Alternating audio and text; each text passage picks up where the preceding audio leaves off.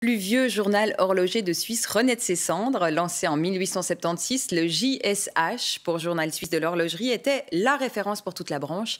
Presque 20 ans après sa disparition, un nouveau numéro a été lancé hier à l'occasion du Salon de la sous-traitance qui se tient en ce moment à Genève. Eliane Ruxtul et Nicolas Rosset. JSH, Journal suisse de l'horlogerie. 17 000 exemplaires pour une renaissance, orchestrée par ce journaliste horloger.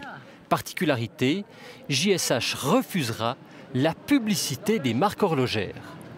Peut-être le premier magazine au monde qui refuse les annonces de montres. Pourquoi? L'idée, c'est qu'il y ait la possibilité d'être totalement indépendant dans ce qu'on écrit.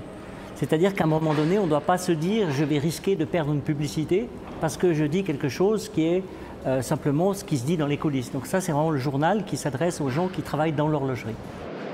Public cible du nouveau JSH, les milliers de sous-traitants de l'horlogerie qui tiennent actuellement salon à Genève.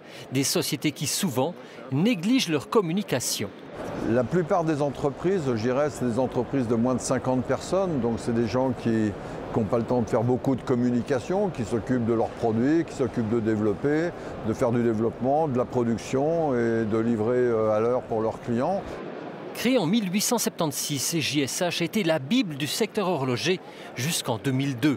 Une première tentative de relance avait fait long feu et aujourd'hui, les spécialistes saluent la renaissance d'un magazine qui fait partie du patrimoine horloger. Alors, il fait partie des tout premiers journaux horlogers au monde et il a été quasi sans concurrent jusqu'au début des années 30, en tout cas pour la Suisse. Ça a été la grande référence. Au plus grand salon de la sous-traitance, on salue l'arrivée d'un journal qui pourrait susciter des vocations, car beaucoup de PME peinent à engager du personnel qualifié. On s'arrache les bons décolleteurs, on s'arrache les bons dessinateurs, les bons constructeurs. On se les arrache, mais finalement, avec un peu de publicité et une bonne réputation, on arrive à avoir des bons éléments. Mais c'est vrai que c'est pas si évident. Surtout certains, surtout les décolleteurs. Si vous cherchez du boulot, venez chez nous.